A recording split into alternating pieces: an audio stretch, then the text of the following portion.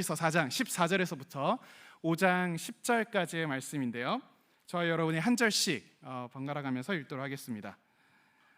히브리서 4장 14절에서부터 5장 10절, 제가 먼저 4장 10절의 말씀을 읽도록 하겠습니다.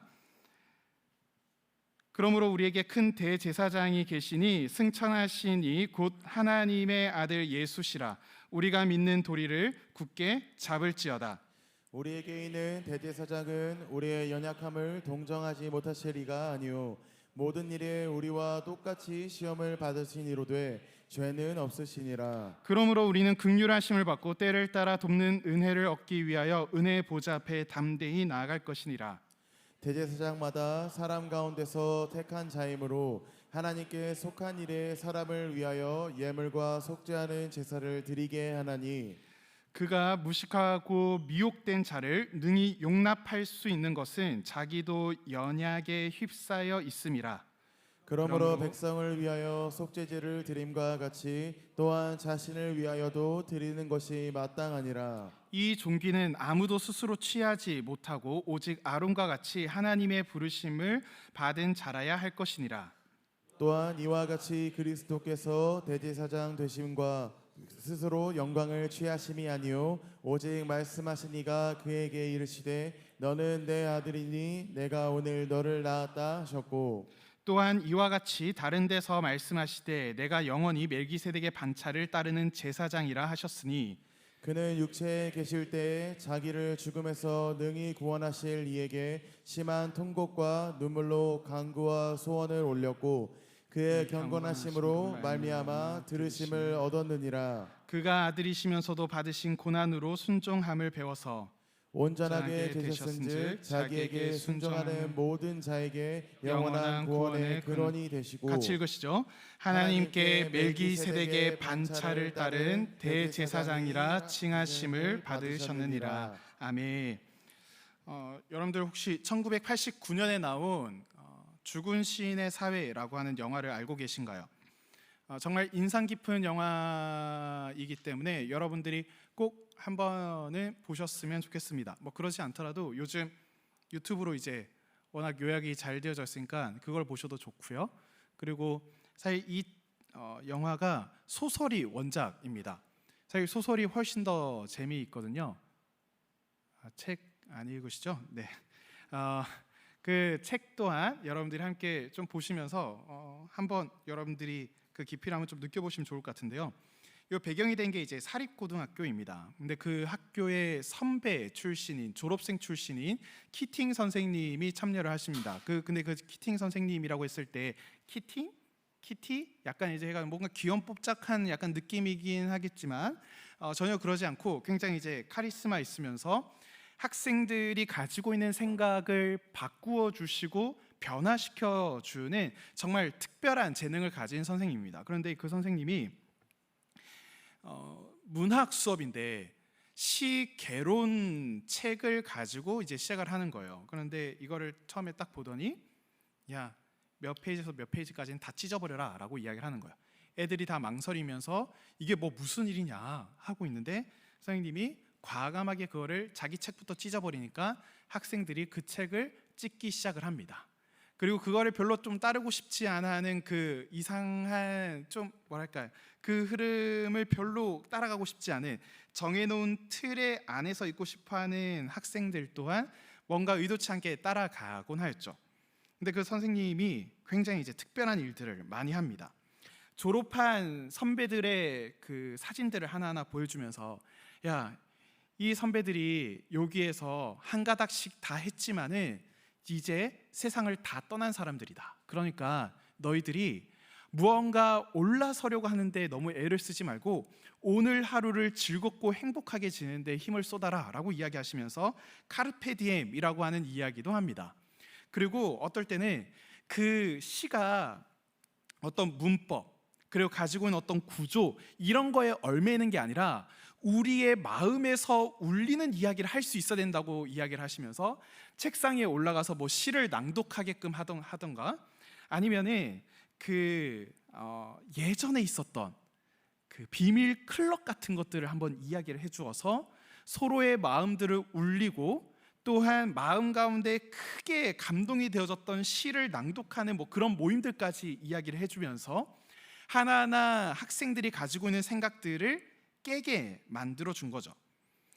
그런데 그렇게 학교가 이야기하고 있는 그 커리큘럼에서 벗어난 이야기들을 자꾸 하다 보니까 결국에는 이게 신고가 들어야 되고 민원이 들어야 되어서 이 선생님이 잘리게 됩니다.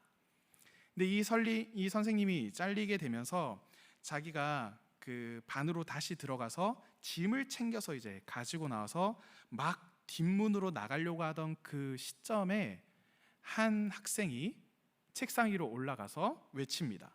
오늘의 설교의 제목을 외칩니다. 오 캡틴 마이 캡틴이라고 외칩니다. 그러자 옆에 있던 또 다른 학생들 또한 그 책상 위에 올라가서 오 캡틴 마이 캡틴이라고 외치고, 그리고 한 절반 이상에 되는 학생들이 그 책상 위에 올라가서 오 캡틴 마이 캡틴을 외치는 거죠. 왜 그렇게 외칠 수 있었을까요? 거기서 가르치는 선생님이 무슨 짓을 하냐면서 빨리 내려오라고 이야기하는데 학생들은 전혀 동요치 않으면서 오 캡틴 마이 캡틴을 외칠 수 있었던 이유가 무엇일까요? 사실 이 이야기는 제가 청년 생활했을 때 또다시 한번 겪었던 일입니다. 제가 청년부에 있었을 때 그때 저를 담당하는 목사님이 굉장히 이제 말씀에 엄청 깊이 있게 들어가면서 뭔가 보편적인 그러한 이야기들보다 말씀을 향하여서 특별한 이야기들을 많이 쏟아내곤 하였었습니다. 그 중에 아직까지 제 머릿속에 울리는 한 가지 이야기가 있습니다. 그게 뭐냐면은 나는 미친 사람입니다 라고 하는 이야기였습니다. 나는 미친 사람입니다. 학생들이 다 이제 수련의 마지막 날이어가지고는 다들 막 꾸벅꾸벅 졸고 막 엄청 정신없이 이러고 있는데 저는 미친 사람입니다 라고 하는 이야기를 하니까 다들 정신이 갑자기 들면서 다 어리둥절하고 있을 때 그때 또 한마디를 이야기하죠. 저는 한 남자에게 미쳐 있습니다. 그리고 그 남자에게 완전히 미쳐 있어서 그 남자를 생각할 때마다 저는 제 마음 가운데에 사랑이 막 샘솟곤 합니다. 그리고 그와 이야기하고 싶고 그와 언제나 함께하고 싶습니다 라는 이야기를 들으니까 청년들이 전부 다 이게 무슨 소리냐 하면서 정말 정신없어 했었습니다. 그때 그 목사님이 이야기했습니다. 그 남자는 바로 나를 구원하신 예수 그리스도입니다 라고 이야기를 딱 했을 때 청년들이 다 머리를 한 번씩 쾅쾅 다 맞은 느낌들을 다 받았었습니다. 그렇게 무언가 청년들의 마음들을 움직이는 설교들을 하다 보니까 청년들이 정말 되게 그 목사님을 많이 따랐었습니다. 근데 그 목사님이 이제는 다른 곳으로 사역지를 이제 옮기게 되시면서 그 청년부를 떠나게 되었을 때 그때 마지막 예배를 드리고 그리고 함께 축복하고 나서 목사님이 축복 기도를 해주시고 난 다음에 몇몇 청년이 다시 의자에 올라가서 외치는 겁니다. 오 캡틴 마이 캡틴. 그거를 외치면서 청년들의 감사한 마음들을 그렇게 표현했습니다. 왜냐하면 그 목사님이 진짜 강조했던 게 카르페 디엠이라고 하는 이야기였거든요. 현재를 살아야 된다. 하나님께서 주신 이 하루하루를 소중하게 여기면서 살아가야 된다라는 이야기를 끊임없이 하셨기 때문에 그 목사님을 향하여서 오 캡틴 마이 캡틴이라고 외쳤던 청년들이 있었습니다. 왜 그렇게 외쳤을까요? 내 인생의 방향들을 잡아주었고 내 인생의 항해에 엄청난 영향을 끼쳐주신 분을 향한 존경과 경외의 마음을 담아서 그 이야기를 외치는 거죠. 우리 청년들의 마음 가운데 생겨나는 그 가장 큰 게 무엇인가요? 제가 그 20살 딱 되었을 때 제일 먼저 든 생각이 무엇인가 하면은 야 진짜 내가 성인이 된 게 맞는가?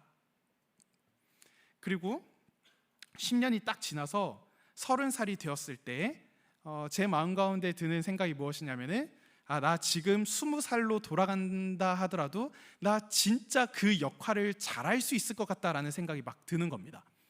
여러분들 다 마찬가지이지 않습니까? 뭐 유명한 웹툰 중에 그 망그러진 곰이라고 하는 웹툰이 있잖아요. 거기 보면은 직장인들이 무슨 생각을 하는가 다 회사 가가지고는 공짜로 응가하는 생각밖에 하지 않는다라는 뭐 이런 이야기를 하곤 합니다. 이게 나이가 들어도 뭔가 우리 가운데 끊임없이 생겨나는 그 어려운 마음들이 무엇인가 하면은 내 인생의 방향을 잡아줄 만한 누군가가 있으면 좋겠다, 어디로 가야 하는지 이끌어주는 자가 있으면 좋겠다고 하는 생각이 늘 마음 가운데 있습니다. 그리고 우리들의 삶 가운데 뭐 여러 가지 학업이든지 취업이든지 진로라든지 결혼이라든지 여러 가지의 풍랑들을 만나게 된다면은 불안함이 찾아오기 마련이죠. 여러분들은 그럴 때 어떻게 해야 합니까? 우리들은 선장이 내 삶 가운데 있기를 바라면서도 내 삶을 내 힘대로 컨트롤하려고 하는 그 서로 맞지 않는 역설적인 마음들을 가지고 있습니다. 우리는 오늘 이 문제들을 함께 다루어 보고자 합니다. 우리가 지금까지 히브리서의 말씀을 1주차, 2주차까지 이렇게 다루었습니다. 1주차에는 무슨 이야기를 했습니까? 온 우주를 만드시고 그 우주를 붙들고 계시는 그 예수님께서 그냥 내 배에 털썩 주저앉으셨다라고 이야기를 하였습니다. 내 배가 지금 겪고 있는 상황 자체가 어렵고 힘들고 쉽지 않음에도 불구하고 우리 예수님은 전혀 상관하지 않고 그냥 내 배에 털썩 주저앉으셔서 야 가자라고 이야기를 하고 계시는 거죠. 그리고 때로는 누우시고 주무시기도 하시면서 그 자리에 계속 계시는 분이신 거죠. 그 다음에 2주차에는 어떠한 이야기를 하였나요? 이거 예수님께서 그냥 내 배 가운데 앉아 계셨는가 라고 하는 생각을 가졌을 때 히브리서는 아니라고 이야기를 합니다. 예수님께서 우리의 배를 끊임없이 혼돈 가운데 어려운 가운데로 몰고 가고 있는 그 바다 깊은 조류 가운데에 우리 예수님께서 뛰어드셔서 그거를 다 끊어내시고 완전히 다 관계 자체를 없애버리신 채 다시 올라오셨다라고 이야기를 하고 계시는 거죠. 그러니까 우리 예수님께서는 우리가 열심히 믿어서 함께 하시는 분이 아니라 우리의 의사와 관계없이 언제나 이미 내 배 안에 계셔서 나와 함께 하시는 분이라는 것을 우리가 지난주에 이야기를 나누었었습니다. 오늘 3주차에는 이러한 말씀을 이야기합니다. 4장 14절 말씀을 함께 읽어볼까요? 4장 14절의 말씀을 저희들이 같이 한번 읽어보도록 하겠습니다. 시작. 그러므로 우리에게 큰 대제사장이 계시니 승천하신 이 곧 하나님의 아들 예수시라. 우리가 믿는 도리를 굳게 잡을지어다. 아멘. 여기 보시면은 우리에게 큰 대제사장이 계시니라고 되어져 있습니다. 우리에게 큰 대제사장이 계시다라고 하는 이 말은 현재형입니다. 현재형. 그러니까 우리가 열심히 믿어서 무언가 자격을 증명하는 것이 아니라 우리들이 열심히 성장해야지 단계들을 밟아갈 때에야 만날 수 있는 것이 아니라 이미 내 배 안에 계신 분이라는 것을 히브리서는 명확하게 이야기를 하고 있습니다. 그럼 우리는 물어야 하는 것이죠. 우리는 물어야 합니다. 그분이 내 배 안에 계시기 때문에 나는 내 배의 키를 놓아도 되는가? 안심하고 손을 떼도 되는가? 라고 이야기할 때 그럴 때 히브리서는 분명하게 이야기를 합니다. 사랑하는 형제들아 너희들이 잡고 있는 그 배의 키를 너희들이 놓아라. 왜냐하면 너의 그 배 안에 타고 계시는 그 예수님이 가장 좋은 가장 완벽한 선장이기 때문에 그 배의 키를 너희들이 다 놓고 그 예수 그리스도께 맡겨라 라고 이야기합니다. 15절 말씀 보실래요? 15절에 이렇게 이야기합니다. 우리에게 있는 대제사장은 우리의 연약함을 동정하지 못하실 이가 아니요 라고 이야기합니다. 이거 보세요. 동정하지 못하실 이가 아니요. 부정. 그래서 고급 용어로 이중부정이라는 말을 씁니다. 그런데 왜 이중부정이라는 말을 쓸까요? 우리의 선장, 우리의 삶을 이끌어 가시는 그 예수님을 하늘의 그 통제실, 그러니까 그 높은 곳에서 우리들의 삶을 하나하나 다 이렇게 지켜보시면서 이야기하시는 게 아니죠. 야, 거기로 가서는 안 돼. 야, 너 그렇게 해서는 안 돼. 라고 명령하시는 분이 아니라 인간의 몸을 입고 우리와 똑같이 바다를 건너보신 분이시라는 겁니다. 예수님께서 이제 어릴 적에 아버지를 여의었을 것으로 이렇게 추측을 하거든요. 그러니까 요셉, 아버지인 요셉, 어머니 마리아가 있는데 이 요셉이 청소년기에 돌아갔을 것이다, 죽었을 것이다 라고 학자들이 추측을 합니다. 그렇다면 그 가정의 경제는 누가 책임져야 합니까? 당시 시대를 보았을 때 예수님이 그 모든 일들을 다 감당해야 하는 겁니다. 여러분 한번 상상을 한번 해보십시오. 청소년기에 아버지를 잃어버렸던 그 상황들을 한번 상상을 한번 해보십시오. 그러면은 이 가정을 돌보기 위해서 어떻게 해야 할까요? 일을 해야 합니다. 예수님이니까 좀 약간 능력이 많으셔가지고는 어머니 집에 돈 몇 푼 있습니까? 제가 한순간에 하이닉스 주식으로 바꾸어 드리겠습니다 라고 하면서 한순간에 무언가 다 바꾸어 버리실까요? 그래서 어머니 조금만 기다려 보십시오. 제가 이거 완벽하게 바꾸어 드리겠습니다 라고 이야기하셨을까요? 어머니 지금 곡식이 다 떨어지셔서 걱정이 되십니까? 걱정하지 마십시오. 내일 또 가면은 또 메꾸어져 있을 겁니다 라고 하면서 기적을 행하셨을까요? 그러지 않습니다. 예수님께서는 아버지가 돌아가시면서 아버지와 함께 했던 그 일들 하나하나들을 다 하셨던 겁니다. 그래서 예수님을 가리켜서 목수라고 이야기하는 거죠. 예수님은 그 모든 가정의 경제들을 하나하나 다 일구어 가셨을 겁니다. 예수님이니까 거기에 작업이 밀리지 않고 끊임없이 요청이 계속해서 들어왔을까요? 한 명이 지나가면 또 한 명이 들어오고 한 명이 또 들어오고 예수님이 막 사람 마음들 막 다 조정해가지고는 와가지고는 아이고 내가 다른 집 가려고 그러는데 왠지 여기 와야 될 것 같아가지고 여기 왔다고 하면서 계속해서 뭐 작업을 맡기는 그런 일들이 있었을까요? 그러지 않습니다. 예수님께서는 끝없는 어려움들을 다 감당하셨습니다. 목수였던 요셉의 뒤를 따라서 그 일들 하나하나들을 감당할 때에 부족하지만 그 일들을 감당하면서 하나하나 기술을 습득해가고 더 발전시켜 나가고 때로는 어려운 순간과 팔리지 않는 여러 가지 일들을 만남에도 불구하고 끝까지 인내하면서 감당해야 됐던 것들, 그리고 모든 가족들, 어머니를 비롯하여서 동생들이 자기 자신만을 바라보는 가운데에서도 끝까지 가정 경제를 감당해야 되는 그 어려움들, 가족을 잃는 아버지를 잃은 슬픔과 또한 홀로 생계를 감당해야 되는 그 막막함이 우리 예수님께서는 다 아신다는 겁니다. 여러분들 가운데 그런 청년들이 있으시죠?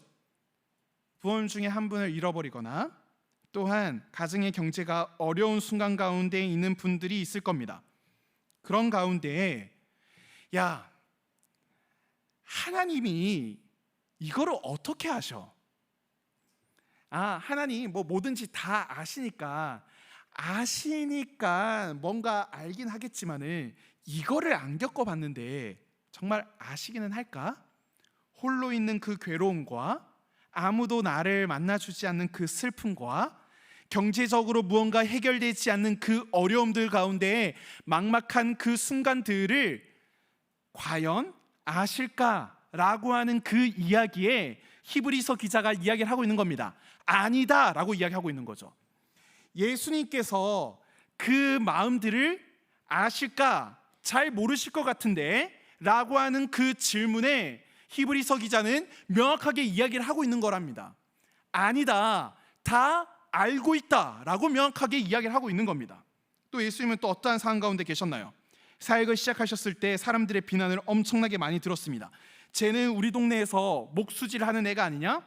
야, 제가 뭘 그렇게 좋은 이야기를 한다고 라고 이야기하면서 예수님이 가지고 있는 그 말씀과 그 깊이를 하찮게 여기면서 예수님이 가지고 있는 모든 것들을 무시하는 행태가 있었습니다. 그래서 예수님께서 뭐라고 이야기했냐면은 선지자가 원래 자기의 고향에서 인정받지 못하는 거야 라고 하면서 그것을 떠났죠. 그런데 예수님께서 진짜 어려웠던 순간들을 많이 경험하곤 하였습니다. 나사렛에서 무슨 선한 것이 나올 수 있겠느냐? 예수님이 진짜 좋은 분이라고 이야기를 하니까 지역 비하까지 들었습니다. 사랑하는 청년 여러분들, 예수님은 가까운 이웃, 주변 사람들, 그리고 심지어 사랑하는 제자들, 그리고 가족들조차 예수님을 떠났습니다. 그래서 가족들이 뭐라고 했냐면은 우리 형이 미쳤다고, 우리 형이 지금 미쳐버렸다고 하는 이야기까지도 하였습니다. 예수님께서 가지고 계셨던 그 슬픔, 그 어려움들은 여러분들의 어려움과 여러분들의 고통을 충분히 위로할 수 있을 만큼 크다라는 것을 꼭 기억하십시오. 그렇기 때문에 예수님께서 이렇게 이야기를 하고 있는 겁니다. 우리에게 있는 대제사장, 우리들의 삶을 이끌어가는 그 선장은 우리들의 연약함을 동정 못하실 분이 아니다라고 이야기를 하고 있습니다. 우리들 가운데 예수님께서 진짜 과연 이러한 마음들까지 알고 계실까라고 하는 생각이 드시는 분들이 있을지 모릅니다. 하지만 기억하십시오. 예수님은 상상했던 것보다 여러분들의 마음들을 더 잘 알고 계시고 그 마음들을 하나하나 위로해 줄 수 있을 만큼 깊은 어려움과 괴로움을 다 감당하셨습니다. 그런데 예수님께서는 우리들을 위로해주고 우리들을 동정해주며 우리들의 마음들을 아시기에 충분하신 분이 무엇인가 하면은 예수님께서는 그 모든 어려운 가운데서도 무엇을 하셨는가 하면은 중간에 포기하지 않고 끝까지 가셨다는 겁니다. 우리들은 어려운 순간들을 만나게 되면은 포기해버리거나 놓아버리거나 완전히 다 그만둬 버리는 일들이 있는 거죠. 그런데 예수님은 그렇게 하지 않으셨습니다. 끝까지 감당하시면서 그 일들을 감당해서 여러분들의 삶이 어디로 가야 하는지, 그 삶의 고통을 짊어지고 가는 것이 얼마나 괴로운지, 그럼에도 불구하고 끝까지 감당할 때 필요한 힘은 무엇이고 여러분들에게 가장 필요한 것이 무엇인지를 알고 계신다는 겁니다. 선장에게 있어서 가장 중요한 것이 무엇인가요? 선장에 있어서 가장 중요한 것은 경험입니다. 여러분들이 뭐 이제 대기업이나 이렇게 보게 되면은 대기업에 그 재벌 이제 뭐 3세, 4세 뭐 이렇게 해가지고 이제 경영 수업 시키잖아요. 근데 요즘 다 어떻게 하나요? 밑에서부터 이제 약간 차근차근 배우게 만들잖아요. 차근 배우게 만들고.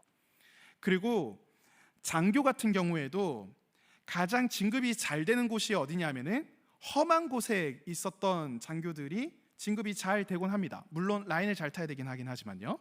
그러한 것들을 경험한 사람과 경험하지 않는 사람은 엄청난 차이가 있기 마련이죠. 또한 그것이 경험을 하지 않고 올라갔을 때 밑에 있는 사람들이 지지할까요? 당신이 뭘 알고 있는데? 라는 생각이 바로 듭니다. 그런데 그 모든 것들을 경험하고 잘 알고 있고 또한 그들의 마음들 또한 이해한다면은 앞선 리더를 더 충실하게 더 적극적으로 따라가기 마련이죠. 우리 예수님이 그렇다는 겁니다. 사랑하는 청년 여러분들, 우리 예수님은 바다를 건너보신 정도가 아니라 인생의 길을 걸어보신 정도가 아니라 가장 깊고 험하고 어두운 곳들 하나하나들을 다 통과하시면서 목적지까지 가신 분이라는 거죠. 그러니까 이런 선장이라면은 우리들이 그분을 믿을 수밖에 없지 않을까요? 내 배의 키를 기꺼이 그 선장에게 맡기지 않을까요? 그리고 그 배가 침몰할까요? 절대 침몰하지 않습니다. 그리고 그 배는 어떻게 될까요? 목적지에 반드시 도착하게 됩니다. 여기에 우리가 우리의 배에 손을 떼도 괜찮은 이유가 담겨져 있는 겁니다. 사랑하는 청년 여러분들, 우리들이 무엇을 해야 할까요? 14절 마지막을 다시 한번 좀 볼까요? 14절 한번 띄워보실래요? 거기 보면은 마지막에 이렇게 이야기합니다. 우리가 믿는 도리를 굳게 잡을지어다. 우리가 믿는 도리를 굳게 잡을지어다. 굳게 잡다, 이게 무엇을 의미하는 걸까요? 한번 상상 한번 해보세요. 배가 이렇게 있어요. 그리고 그 배에 키가 있죠. 키가 이렇게 동그랗게 생겨가지고는 이거를 움직이는 키가 있습니다. 보통 이거는 뭐 항해사나 선장이나 해가지고 그걸 잡죠. 이거를 딱 움직이고 있는데 여러분들이 거기에서 이제 항해가 막 진행되고 있는 가운데 여러 가지 폭풍우가 막 해치고 있고 엄청 어려운 일들이 막 있을 때 여러분들이 무엇을 해야 되는가 하면은 예수님 뒤에 딱 서서 예수님을 붙잡고 있어야 되는 겁니다. 여러분들이 붙잡는 것은 그 키를 붙잡는 게 아니라 그 키를 잡고 계신 예수 그리스도를 붙잡아야 한다는 것이죠. 예수님, 내 인생의 길을 인도해 주세요. 예수님, 내 인생의 길을 주님께 맡겨드립니다. 주님, 주님께서 이 길을 안전하게 이끌어 주십시오 라고 하면서 여러분들이 그 예수님의 품을 꼭 잡고 있는 겁니다. 그런데 우리들 가운데 어떻게 이 일들이 일어납니까? 뭔가 길들이 잘 풀리지 않고 어려움들이 딱 발생을 하고 그리고 앞에 뭔가 암초 같은 게 딱 보인다 싶으면은 예수님 품을 이렇게 꼭 잡고 있다가 슬그머니 이거를 풀어가지고는 키를 바로 딱 잡아버립니다. 예수님 가운데 두고요. 그리고 키를 잡고 내가 어떻게 해서도 움직여 보려고 계속해서 애를 쓰죠. 그러다가 예수님이 야 정신 똑바로 차려 하면서 손바닥을 딱딱 치기도 하고 때로는 그래 너 마음대로 한번 해봐라 하면서 해주었다가 더 큰 폭포를 만나는 길로 가기도 하죠. 사랑하는 청년 여러분들, 히브리서 기자는 우리들에게 분명하게 이야기를 하고 있습니다. 야, 키를 잡지 말고 그 키를 잡고 있는 예수 그리스도 선장을 붙잡으라 라고 이야기를 합니다. 제가 아까 결혼 인사를 드리긴 했는데 제가 결혼을 돌아오는 토요일에 합니다. 이제 결혼을 준비하다 보니까 여러 가지 고민해야 되고 준비해야 되는 것들이 굉장히 많이 있더라고요. 이게 두 가지로 딱 나뉘어져서 결혼식 관련된 준비와 또한 결혼 그 후에 살아갈 집의 문제로 이렇게 크게 나누어지더라고요. 결혼식 준비를 하게 되니까 인사드려야 하는 분들에 대해서 인사를 해야 되는 일들부터 해가지고는 여러 뭐 사진 찍고 뭐 식장하고 뭐 여러 가지 일들이 다 담겨져 있고 여기에서는 집부터 해가지고는 거기에서 들어가는 여러 가지 가구들이나 그리고 그 식이나 이 모든 것들이 전부 다 포함이 되더라고요. 제가 하나하나 무언가 길들을 진행해 나갈 때 그때 제 마음 가운데 계속해서 드는 생각이 뭐냐면은 이걸 어떻게 해야 되지? 이거 하는 게 맞나? 여러 가지 일들이 고민이 정말 많이 되었었습니다. 무언가 해도 될까라고 하는 생각이 들 때마다 제 마음 가운데 또 하나 드는 생각이 뭐냐면은 예수님께 맡겨드려야지라고 하는 생각인 거죠. 그래서 집부터 해가지고는 여러 가지들 가운데 제가 목사로 있다 보니까 제가 가지고 있는 돈들은 다 신방하거나 무언가 할 때 계속해서 이렇게 나가게 되더라고요. 그래서 제가 무언가 잘 모아두거나 무언가 제대로 하지 못한 사항들 가운데에서 직구하고 이렇게 하는 것들이 참 쉽지 않았습니다. 그런데 교회에서 감사하게도 사택을 마련해 주시고 또 여러 가지 일들이 하나하나들이 해결되어지면서 감사한 일들을 경험하고 있습니다. 제가 결혼을 준비하는 가운데에 끊임없이 제 손은 앞으로 나아가려고 하는 거죠. 예수님을 붙잡을게요 하다가 또 손이 앞으로 나가고 제가 손을 때리거나 예수님이 손을 때리거나 말씀으로 손을 때리거나 하면서 다시 또 예수님 품을 잡거나 또 다시 또 풀어지려고 할 때 또 잡고 풀어지려고 하다가 다시 또 잡는 여러 가지의 상황들이 정말로 많이 있었습니다. 사랑하는 청년 여러분들, 선장을 잡는다는 것을 내 힘으로 인생을 컨트롤하려고 하는 염려의 독백을 멈추는 것입니다. 그리고 내 조급함을 꺾는 거예요.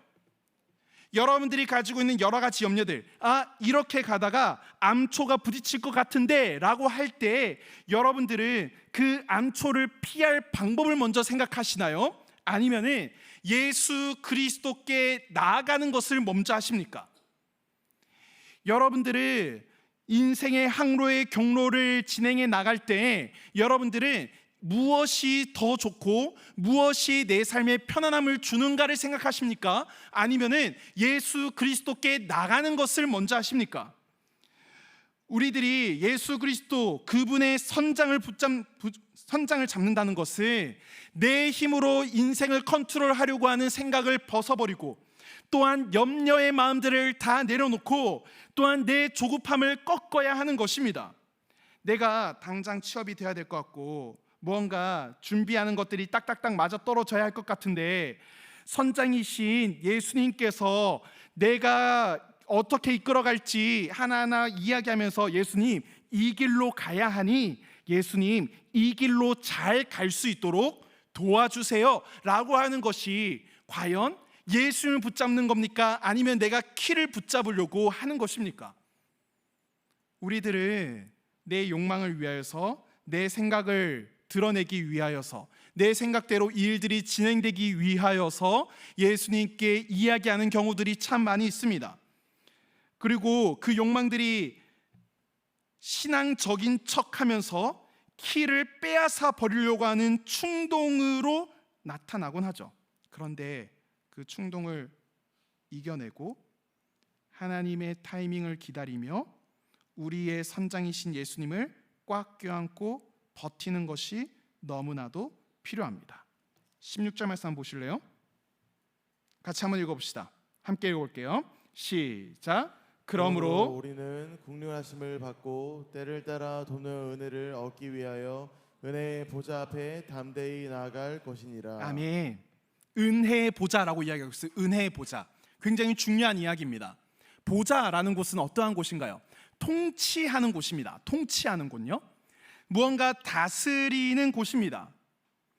그래서 죄가 있거나 자격이 없는 사람이 보좌 앞으로 나아가게 되면은 죽을 수 있습니다. 그러니까 일반 백성들이 왕궁에 나아갈 수 있나요? 절대 못 나가죠. 그냥 왕궁에 들어가려고 하는 그 시도 자체가 죄가 되어져서 죽음까지 가게 되는 겁니다. 그런데 성경은 그 보좌를 무엇이라고 부르고 있나요? 은혜의 보좌라고 이야기하고 있습니다. 은혜의 보좌. 심판의 보좌가 아니라 은혜의 보좌로 바뀌어져 있는 거죠. 그리고 거기에 뭐라고 이야기합니까? 담대히 나아갈 것이니라. 담대히 나아갈 것이니라. 우리들이 떨면서 눈치 보면서 나아가는 것이 아니라 담대하게 나아가는 것이죠.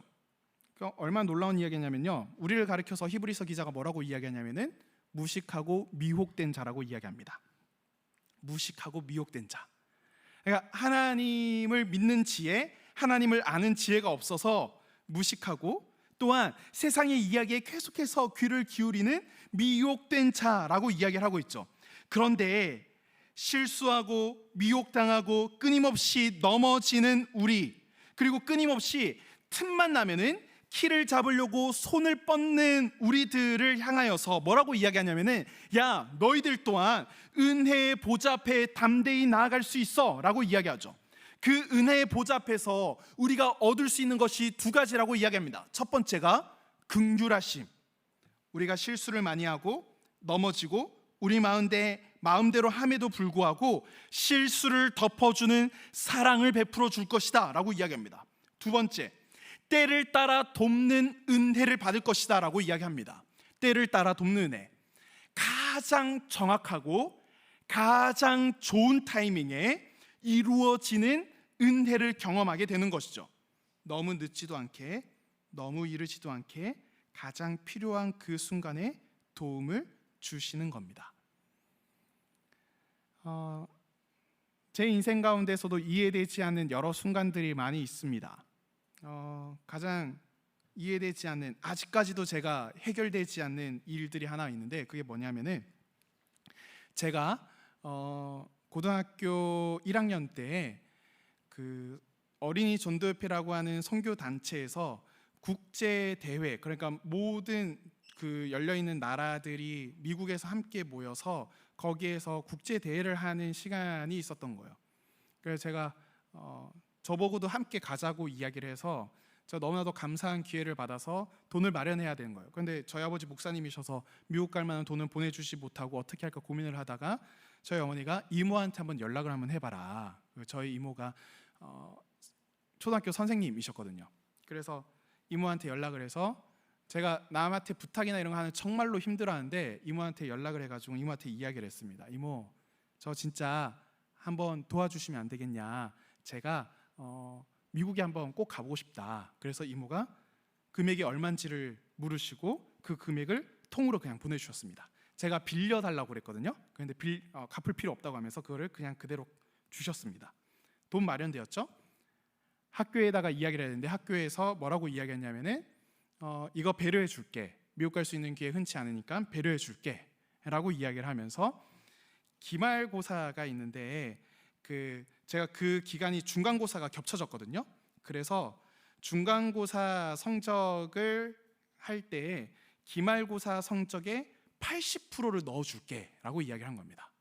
꽤나 괜찮은 조건이죠. 0점 처리될 수 있는데도 불구하고 80%를 해준다고 이야기하니까 이게 다 해결이 되었다라고 생각해서 저희 아버지께 이야기했는데 아버지가 들으시자마자 노 하시는 거예요. 안 된다. 그러니까 온갖 고민들을 많이 했었습니다. 내가 탈출을 해버릴까, 도망쳐버릴까 고민을 하고, 그리고 제가 아버지한테 한 번 또 무언가 요구를 하거나 이야기하는 거 있어서 반기를 들어보거나 그러지 않은데 그때 정말 용기를 내어가지고는 아버지 이거 한번 해주시면 안 되나요? 라고 이야기를 했는데 저희 아버지가 그 이야기를 다 들으시고 나서도 또 노라고 이야기를 하는 거예요. 그때 제가 원래 눈물이 없는데 그때 약간 펑펑 울었었습니다. 이번 주 결혼식 오시면 저희 아버지 보실 텐데 그네 모른 척 해주세요. 근데 제가 그때 속으로 막 생각했던 게 하나님 시간이 지나면은 왜 가지 말라고 했는지 알 수 있겠죠 라고 하는 기도를 드렸는데 그리고 나서 20년이 지난 지금까지 해결되지 않는 일입니다. 그런 일들이 있어요. 그런 일들이 있습니다. 왜 여러분들의 삶 가운데 이 일들이 있어서 이 일들이 왜 해결이 되지 않고 최소한 이유라도 알면 좋을 것 같은데 이유를 알지 못하는 일들이 분명히 있을 겁니다. 그런데 그런 일들이 몇 가지가 있어서 그 일들 때문에 우리들의 믿음, 저의 믿음을 무너뜨릴 만한 그 상황까지는 오지 않는 거예요. 제가 천국 가면은 이 일들은 하나님 왜 그거 막으셨어요? 라고 진짜 세게 한번 물을 거긴 하긴 한데 나머지의 그 상황들 가운데에서 제가 대학교를 결정하고 대학교에 가서 거기에서 저의 삶의 동력자들을 만나고 좋은 교회를 만나고 좋은 청년 공동체를 만나고 제가 사역을 하고 사역할 때마다 함께 동력하는 사람들을 만나고 그리고 그 가운데서 제가 성장하고 또한 좋은 목사님들과 교제를 하고 좋은 성도님들과 또한 함께 사역을 하고 또 나아가서 제가 여러분들을 만나고 제가 라이프 캐쳐를 담당하는 목사로 이 자리에 오는 그 모든 순간들 가운데에 제가 진짜 고백할 수 있는 거는 가끔씩 이해되지 않는 그 몇몇 일들이 있긴 하지만은 하나님께서 제 삶에 너무 늦지도 너무 이르지도 않게 가장 필요한 순간마다 가장 좋은 도움을 주셨다는 겁니다. 여러분들 삶에서도 이해되지 않은 일들을 만날지 모릅니다. 하지만 전체적인 여러분들의 삶을 바라본다면 저는 담대하게 이야기할 수 있습니다. 사랑하는 청년 여러분들, 내 인생을 내가 컨트롤하려고 하는 그 손을 거두시고 이미 완주하시고 또다시 완주하기 위해 가시는 그 예수 그리스도를 붙잡아 보십시오. 그렇다면 여러분들의 삶 가운데에 여러분들의 실수를 덮어주시는 하나님의 놀라운 사랑과 정확한 때에 임하는 그 도움들을 받게 될 것입니다. 그러니까 이 이미지를 한번 좀 떠올려 보시면요, 여러분들이 인생의 배를 타고 쭉 갈 때 그 목적지를 어디로 삼을 거냐, 오늘 말씀에서 분명히 이야기합니다. 하나님이 계신 그 보좌, 하나님을 위한 인생, 하나님의 영광을 올려드리는 인생이 되는 것이 우리들의 삶의 목표고 그 방향이다. 그리고 그곳으로 나아가기 위해서 우리들은 내 인생의 배의 키를 내가 잡아서는 안 된다. 가장 좋은 방법은 우리의 선장이신 예수님께 내 인생의 배의 키를 맡겨드리고 나는 그분의 허리춤을 꽉 붙잡고 그거를 놓지 않는 것. 그럴 때 예수님은 가장 좋은 길로 인도해 주시고 또한 우리의 목적지에 계신 그 하나님께서 우리들을 향하여서 실수를 덮는 긍휼하심, 실수를 덮는 그 사랑과 또 때를 따라 돕는 가장 타이밍이 좋게 오는 그 도움들을 우리들의 삶 가운데 계속해서 부어 주실 것이다 라고 하는 이야기를 오늘 말씀 가운데서 하고 있습니다. 사랑하는 청년 여러분들, 그 은혜를 여러분들 한번 경험해 보십시오. 제가 지난주에 예수 믿는 즐거움, 신앙하는 기쁨에 대해서 이야기를 했는데요, 이거는 우리가 그거를 맡겨드릴 때 경험할 수 있는 것들입니다. 저는 그렇게 여러분들이 한번 진지하게 한번 맡겨볼 때, 그리고 그분께 하나하나 내어놓을 때 여러분들에게 놀라운 은혜가 여러분들에게 임하게 될 줄 믿습니다. 그러한 신앙으로 나아가게 되는 우리 사랑하는 라이프캐쳐 공동체가 되기를 소망합니다. 우리 함께 찬양하면서 나가기를 소망하는데요, 오늘은 조금 길게 기도하는 우리 온라이프 기도회를 진행하기 때문에요, 여러분들이 자리에 앉아서 함께 찬양하며 주님 앞으로 나아가면 좋겠습니다.